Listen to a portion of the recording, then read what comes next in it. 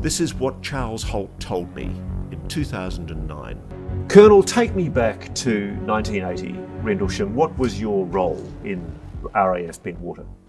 In 1980, I was assigned to RAF Bentwaters, actually the twin base complex we call it, Bentwaters Woodbridge, as the deputy base commander. The base commander cut ribbons, kissed babies, shook hands, and did the public relations and so forth, and set the policy. And it was my job to see that it was all properly administered and that all the various functions in the base worked properly. So tell me what happened. Actually, what happened was, quite often on the way to work in the morning, I would leave a little early and I would go by the police station and talk to the desk sergeant. And I would normally collect the police blotters and bring them up to the office. And my boss and I would just glance through them to see if anything had happened the previous night that we didn't know about or we needed to take any action on. Sergeant McCabe, what's going on? And he started laughing. Well, that was a bit unusual. So what's so funny? He said, well, Burroughs and Cabana Sack and Penniston were out in the woods chasing UFOs all night last night. And the lieutenant said, don't put anything in the blotter. I said, well, you've got to put something in the blotter. You need to document if there was activity and they were out in the woods off the base. So he put something into the effect that they saw lights or did some such thing. And I didn't give it too much thought. I thought there's an explanation. We looked at them. We kind of had a chuckle. Yeah, I'm sure there's something to this. Later that day, it became apparent that there was an awful lot of, how should we say, gossip talk amongst the security police, that there were UFOs in the woods, et cetera, et cetera. This continued to build for the next day or two. And 2 nights later, when the on-duty flight lieutenant of the security police squadron came in white as a sheet. And he said, I've got to see you two right now. It's important.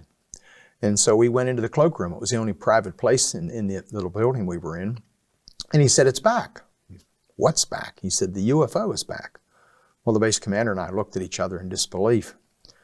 And he said, oh, what did you see, Bruce? And he said, we saw something out in the forest we can't explain. I said, okay. So the base commander had to make the presentation. So he said, you go out and put this thing to rest, find out what's going on. Prior to leaving, I talked to the security police commander and said, I want one of your senior people to go with me. And I talked to the disaster preparedness officer and I said, who's your standby person? And they told me it was Sergeant Nevels. I said, call Sergeant Nevels and have him meet me at the office. I want him to bring his camera and to pick up an APN-27. I took those things along just to disprove all of this stuff. What is an APN-27? APN-27 is a military Geiger counter, in essence. And they're out in the forest on a Forest Service road were 3 or 4 NF2 light-alls, which are motor generators with big lights on top. Sort of like you see at a construction site at night. And you'd asked for these to be brought out? No, I didn't ask for anything to be brought out. And I was very concerned because there were probably 20 or 30 security policemen out there. And I'm thinking, here we are in the Queen's Forest in the middle of the night, really trespassing. We don't belong out here. There's something strange going on. I was quite concerned that we would be embarrassed by this whole incident. So who had brought those light generators out? Apparently the flight commander from the security police squadron. And he probably had his whole crew of people out there. And I was extremely concerned. And they had a starlight scope. First generation, very primitive compared to today's standards. That's a night vision scope. Yes. Big scope. Because we used them in the weapons storage area to look around if the power went off. So what happened next? They said, look into the forest there. That certain area has a dull glow to it. So I looked in, and through the greenish yellow tint in the starlight scope, I could see an area that was brightly illuminated compared to the other areas. So that's where the object was. What object was? The one that Penniston, Burroughs, and Cabana Sack had seen 2 nights earlier.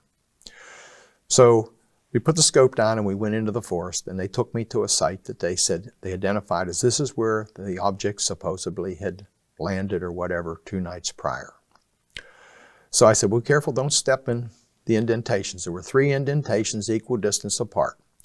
And we looked at them, we marked them, and at that time I was using my little linear cassette recorder because I normally carried it in my pocket anyhow, and when I went around to base and just to take notes versus having to carry a pencil and a paper or a notebook. Why are you so sure that those markings are indentations? Why aren't they what some of the skeptics said were rabbit holes or animal marks? Well, the soil there was hard-packed sand with pine needles and some pine bark. The indentations were about that deep and about that big around. We measured them. They were all equal distance apart, and this area in between, the center formed by this triangle, was a bit scruffed up. And could it have been a rabbit hole? It'd be interesting to see a rabbit burrow that way. Rabbits make holes, they certainly do, and hens do nest. The odds of them making a perfectly symmetrical triangle, because we did measure them, they were all equal distance apart, and it was just perfectly placed. Up until that point, I was thinking there had to be a logical explanation, not necessarily a joke. But there was definitely something there, and we found radiation. About 10 times normal background radiation. We saw marks on the trees that could have been blaze marks, I'm told. They could have been rub marks, I don't know. But one thing was interesting is if you would look up from the site directly above, there was a heavy canopy of pine branches, but it was completely clear directly over that site. When did you first see the object? The first thing I saw out of the ordinary, we were standing at the site measuring and taking radiation readings and trying to ascertain, what was it, what had happened here. When I looked up and looked through the forest toward the coast and saw a glowing object. I can best describe it as looking something like an eye with a black center. The object at first initially was very stable. Still, one thing that really concerned me is there was a farmer's house out there. The object was between us and the farmer's house, and the reflection from the object was just like a burning, blazing fire in the farmer's house. I was quite concerned because it wasn't too far from the house, and I was concerned about the safety of the people in the house. Here we are in military uniform, in a foreign country, even though it's a very friendly foreign country. I made everybody stay as quiet as possible, tried to do this as low profile as possible, didn't want to draw attention to us. The light-alls, the big, I think they're generator-powered illuminating NF2s lights. we call them. It's nothing but a gasoline engine, 4-cycle gasoline engine, a generator, and 2 big lights. Now, were they functioning? No, they were having great difficulties with them. They wouldn't operate properly. They kept cutting off, and there was some chatter that the individual was supposed to have fueled them before they come out, didn't do the proper job, didn't fill them up with fuel. However, I heard conversation then that yes, he had, and they checked them, there was fuel in them. Now, you were also, as I understand, in constant walkie-talkie communication with the base. Were those walkie-talkies working correctly? Yes, to a certain extent. I had 3 security policemen with me in Sergeant Neville's. The policemen were on 2 different frequencies, security frequency, law enforcement frequency, and I was on the command post network. So there were 3 different frequencies. We had constant interference on the radios. Was there any explanation for the interference? No. But it's your proposition, though, that the generator lights and also the walkie-talkies were behaving oddly that night. They were behaving very irrationally, I guess is the best way to put it, infrequently. When did you first see this object? Take me back to when you first saw it. We were standing at the location of the 3 indentations, making notes and taking readings and trying to decide what to do and what we had there. And we marked the position 1, 2, 3, and we're wandering around and looking for any other evidence of anything. Suddenly I noticed, or somebody, I don't remember who noticed, the object, the glowing object out in the field. How far away was it? Oh, probably 150 or 200 meters, maybe a little bit more than that.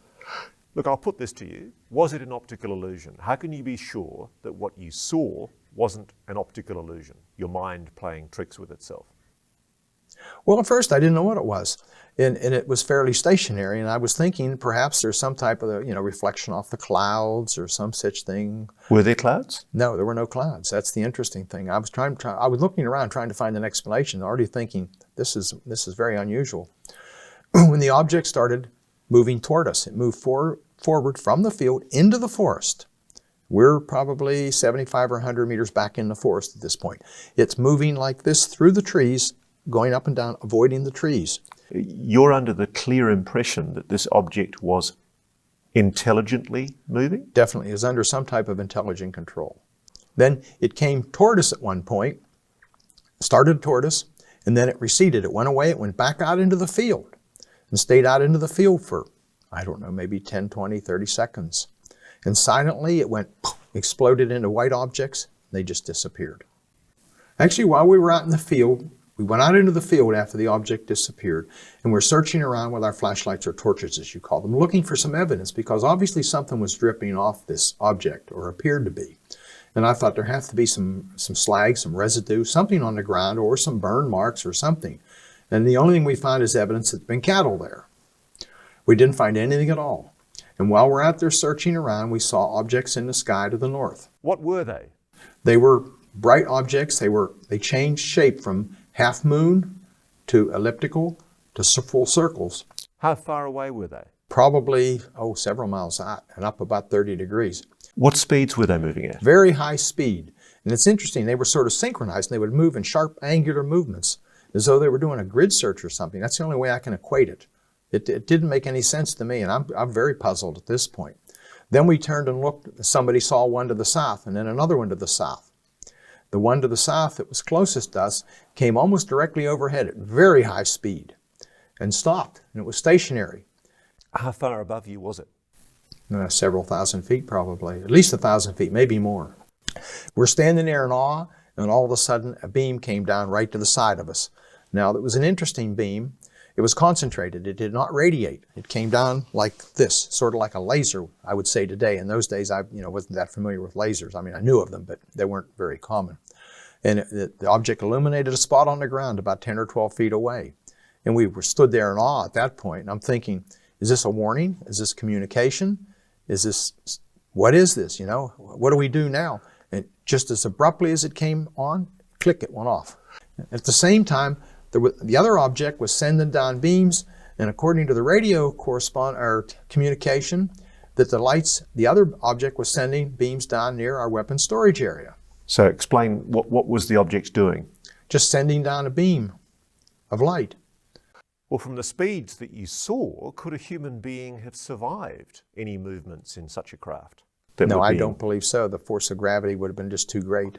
So the type of movement that you saw defied inertia, our understanding of inertia. Yes, for a normal person, yes. How many witnesses were there to what you saw that night? The 5 of us that are out in the field at that point. Now, the people that are behind us probably saw it too. I can't say for sure. I never went back and asked every one of them. I don't even know who they all were for sure. And were all of their accounts reasonably consistent about what they saw that night? Yes. In fact, later I found out that the tire operator at the Bentwaters WSA, that's the control tower inside the weapons storage area, on duty saw things too. And a communications man was up there working on the communications equipment, and he also saw the lights.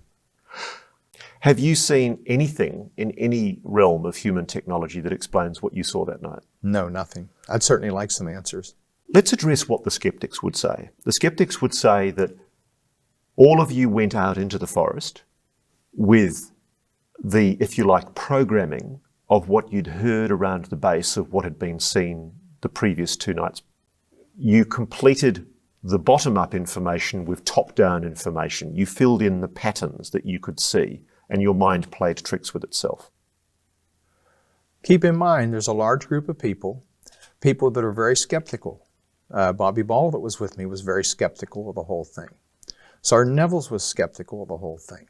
And we were talking to people on 3 different radio nets at 3 different locations, and the people in the WSA are seeing things. So you're an open-minded bloke, aren't you? You're a skeptic. Oh, yes. Yes. So I've what's never going said through... I saw a UFO. I hate to use that term because of what it connotates. I saw a lot of things I couldn't explain that night. What happened after the point when the object shone the beam down in front of you? Then the object moved away. The objects that were in the north stayed in the sky. We, at that point, were very tired, wet, cold. We'd stumbled through a stream across from the farmer's field and gotten all wet. And it was a miserable night. It was getting very early in the morning, and we went back to the base. Were you all talking about what you'd seen? There was great concern that we should even say anything about what we'd seen, but we had no choice because we'd talked on the radio to 3 different control centers. So in other words, the word was out. We were out in the woods. We'd seen something unusual, and couldn't explain it. So it was obviously, in public domain, I guess the best way to put it. After that night, I reported it. I ran into my boss the following morning in the foyer of the office, and he had heard enough of the conversation on the radio between the command post and I. And they obviously had called him once all this started and let him in. And all the senior officers were listening in on the radio, I can tell you. He asked me to describe what happened. I walked him through the whole scenario, and he said, "May I have the tape?" I gave him the tape. He took the tape to the 3rd Air Force staff meeting the following Wednesday and played it for the staff. Including General Baisley. And General Baisley was the commander, Land Forces? 3rd Air Force commander at that time in England. So a very senior officer. Yes. And he asked the staff for their response, what to do, and I guess the staff was silent. And so his response, according to my boss, was that, well, it happened off the base, let the British take care of it. So when he brought the tape back and gave it back to me, I said, well, what do I do? He kind of laughed, sort of like, I don't want to keep this away from me. Nobody wanted near it. He said, get with Squadron Leader Moreland, who was the liaison officer from the RAF, who, by the way, was on holiday in Wales at that time. Get with him, see what he wants to do, and make a report. So I waited till he came back, and he and I talked, and he was quite alarmed. He contacted his superiors, and they said, well, give us a memo. So I wrote the infamous memo and gave it to him. I thought that would be the end of it. I really expected the British MOD to send somebody to interview me and at least take a look. Days went by, weeks went by, and I thought, oh well. Colonel, you then commenced an investigation, and you were aware, obviously, that 2 nights previous to your sighting, some of your men had actually seen an object, hadn't they? Yes. What did you do? I called them in. I had, some great concerns, and I really wanted some more information. I called them all in independently, one at a time.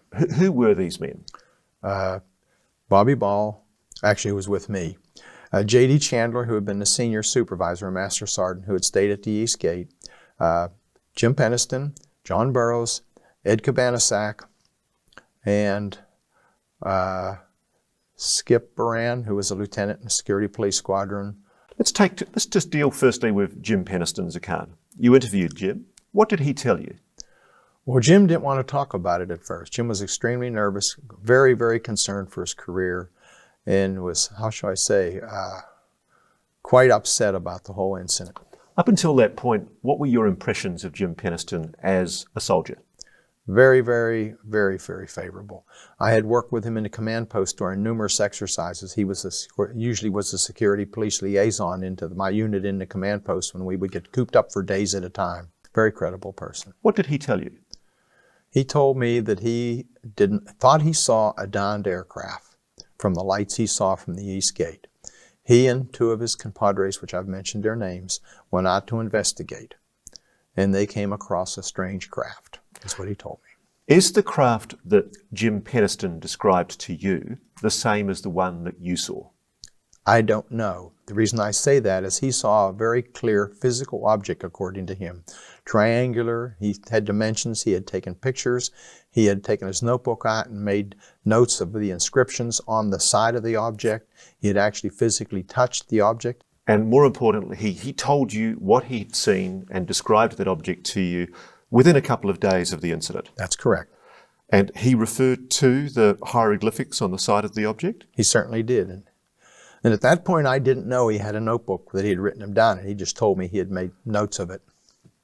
How did he impress you at the time? Very, very upset. He wanted to get away from the base for a while. He actually went on leave just to kind of get away from things. Had he been interrogated by anyone else prior to you talking to him? He and 4 or 5, actually 4 other people said independently that they were taken by the Office of Security and Special Investigations with some other people involved, including some British people, and they were interrogated and they were given drugs and they were hypnotized. Do you believe that? Yes. There's no doubt in your mind? There's no doubt in my mind. Now, you're a colonel in the US Air Force, retired. Your own military's capable of this kind of thing? Unfortunately, I think so. Were you surprised by the reluctance of the British and American investigators to take the issue further? Yes, very surprised. I expected a lot of activity, and I won't go into details to what I expected, but I expected a lot of activity. Have you ever had any explanation for why it didn't go any further? I think the issue was that the powers-to-be did not want it to become public knowledge.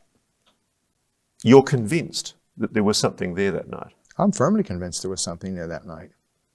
So when the skeptics make much of the frequency of the light that's flashing matching the frequency of the lighthouse, that's not the light that you're describing. No. I was ignoring the lighthouse. You knew where the lighthouse was? Yes, I saw the lighthouse. There's no doubt in your mind about No, I used to go out to the pub in Orford. There's a very good pub that had fantastic food out there and with good prices. Used to go out there and have dinner from time to time. And I've been on Orford Island, where the lighthouse is. How long were you watching it for? We're talking for several minutes. There's no explanation you can think of for what you saw that night, is there? None whatsoever. I would certainly like some answers. I have a feeling I may never get answers, and it's caused a lot of problems for some of the young people that were involved. What I've learned to do is put it in a shelf.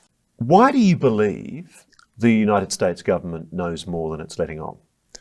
Well, there's several reasons. One, we did an inspection of NSA several years ago when I was in a position to do so. That's the National Security Agency. Yes. Strange people showed up at the Forest Service office asking unusual questions almost immediately after the event. People that lived in the area, British citizens, had folks come to the door, in trench coats, some speaking American English, if you will, asking questions. Supposedly the control tower at Eastern Radar had visitors looking for tapes. All sorts of things happened in the background. The police blotters disappeared from the files. Interesting, isn't it?